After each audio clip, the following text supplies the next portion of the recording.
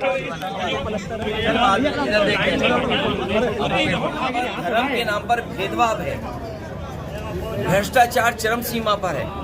हमें आपको सबको याद होगा जयप्रकाश जी ने आह्वान किया था कि भ्रष्टाचार और महंगाई चरम सीमा पर है। उसी समय संपूर्ण क्रांति का आंदोलन चला, उसके बाद हमें आपको इमरजेंसी देखने को मिली। आज बताइए चरम सीमा पर महंगाई है कि नहीं है? चरम सीमा पर भ्रष्टाचार है कि नहीं है? चरम सीमा पर अन्याय पहुंच गया है। तो आज उस समय घोषित इमरजेंसी है और भारतीय जनता पार्टी इस अघोषित इमरजेंसी की कब खुशी मनाएगी? ये तो मना रहे हैं क्योंकि राजनीतिक उन्हें लाभ उठाना, इसलिए मना रहे हैं भारतीय जनता पार्टी के लोग। लेकिन आज भी तो अघोषित इमरजेंसी है। ऐसी इमरजेंसी में भी नहीं हुआ जो घटनाएं आज हो रही हैं। आप किसी के जो घटना इटावा में हुई है, ये वर्चस्ववादी लोग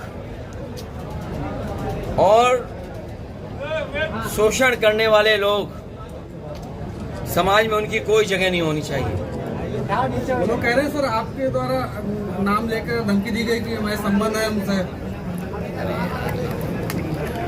मुझे एक, हालांकि हमारे जितने पत्रकार साथी हैं, सच्चाई तो आप भी जानते हो। अगर अपना प्रेस का नाम पूछोगे तो हम बता सकते हैं। अभी एक आप लोग जाइए उस परिवार में और पूछिए जा करके। इसीलिए मैं कह रहा हूँ भारतीय जनता पार्टी जातियों में लड़ाने के लिए और जातियों के बीच संघर्ष शुरू हो जाए, उसके लिए अभी तो और प्रयास करेगी। पता लगा कि अभी तो यादव भाइयों को भड़काने के लिए भेजेगी वो, और बीजेपी भेजेगी, याद रखना आप। फिर दूसरे समाज को भड़काने के लिए भेजेगी वो, क्योंकि उन्हें बेरोजगारी, महंगाई और भ्रष्टाचार में बहस ही नहीं करनी। और ये अधिकार अगर है सुनने का, अगर गीता का, भागवत का सुनने का अगर अधिकार है, तो कहने का अधिकार क्यों नहीं होगा? और फिर अगर भारतीय जनता पार्टी को ये लगता है तो कानून लाए, जैसे कश्मीर में कानून ले आए या और कानून ले आए हैं, तो कानून ले आए। वो कहें कि एकाधिकार हो जाएगा, इसके अलावा कोई भागवत नहीं कर सकता कथा, कोई भागवत कथा सुन नहीं सकता। ले आए सरकार, भारतीय जनता पार्टी के लोग कानून क्यों नहीं लाते हैं? आखिरकार ये पूछी सोची समझी साजिश और षड्यंत्र के तहत हुआ है। क्या आप किसी के आज के समय बाल काट दोगे? आप उसकी चुटिया काट दोगे? सोचो चुटिया से कितना सम्मान होता है और चुटिया से कितना इमोशनल लगाव होता है। हमारे साथी लोग चुटिया रखते होंगे, तो अगर उससे पूछो तो कहते हैं 4 साल की हो गई, 8 साल की हो गई, 10 साल की हो गई। जिस शास्त्री जी की चुटिया कटी है, सोचो कितने वर्षों से चुटिया रखे थे।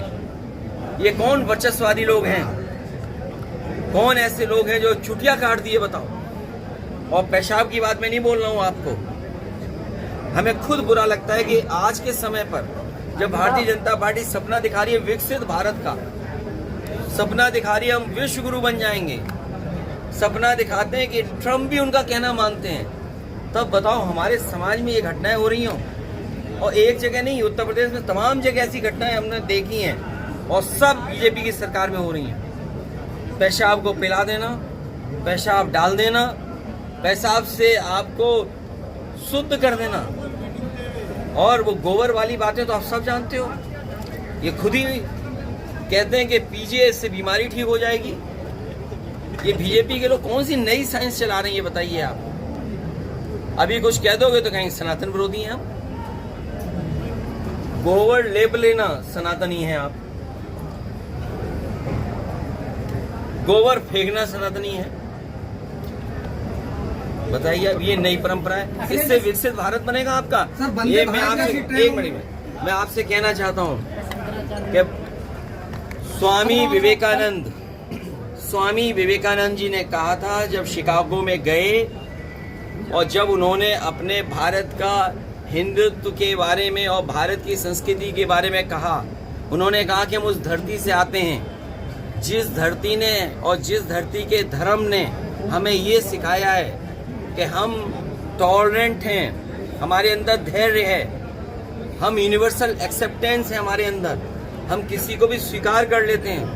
अगर विवेकानंद जी ने ये समझाया तो भारतीय जनता पार्टी को क्यों नहीं समझ में आ रहा है? वंदे भारत में सुरक्षित नहीं है पूरी यात्री। सरकार में पानी चू रहा है, तुम एक ट्रेन की बातें कर रहे हो। झांसी के मारपीट की यात्री के साथ बीजेपी ने पूरी सरकार में पानी चू रहा है भ्रष्टाचार का।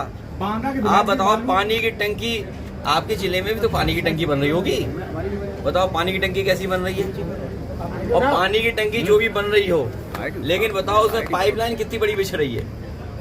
बताओ हर गांव में शिकायत है कि नहीं? हर नाली खोद दी है। अभी मैं आ रहा हूँ, पूरा कूड़ा पड़ा हुआ है फरकाबाद। कहीं फरका स्मार्ट सिटी तो नहीं है? क्या हालत कर दी बताओ। सुनने में आया कि यहाँ कोई अगर जानवर भी खो जाए तो उसके लिए भी पकड़ने के लिए कोई व्यवस्था नहीं है। सुनने में आया कि कोई दरखास्त लेके जा रहा था, उसका कोई जानवर खो गया, उसको भी नहीं पकड़ सकती पुलिस। सर यहाँ की पुलिस दलितों पे अत्याचार कर रही है लगातार, क्या बात? शंकराचार्य ने कहा है कि केवल ब्राह्मणों को ही है कि एक लोग कथा कह सकते हैं। ये किस ग्रंथ में लिखा हुआ है? कोई ग्रंथ तो होगा। हमारे उपनिषद हैं, हमारी धार्मिक किताबें हैं। तो बताओ, जिनके बाल काटे गए, जिनकी चुटिया काटी गई, वो अपने भगवान की भी नहीं भगवत गीता गा सकते, अपनी कथा नहीं कह सकते, अपने भगवान की नहीं। आप बताओ, हनुमान जी की जाति किसने बताई? प्रभु श्री राम की जाति किसने बताई? बताइए, प्रभु श्री राम की जाति किसने बताई थी? आप बताइए। आप कोई नहीं बोलेगा क्योंकि इमरजेंसी है। अगर नाम बोल दोगे तो डीएम एसपी आपको जेल भेज देंगे। ये भी तो इमरजेंसी है। आप बताइए, रुको भाई, ये बताओ, प्रभु श्री राम को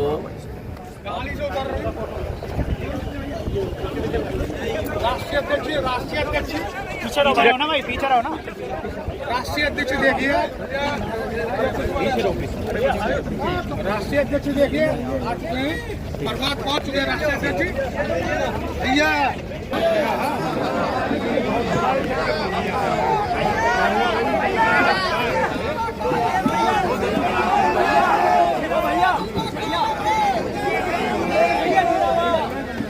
भैया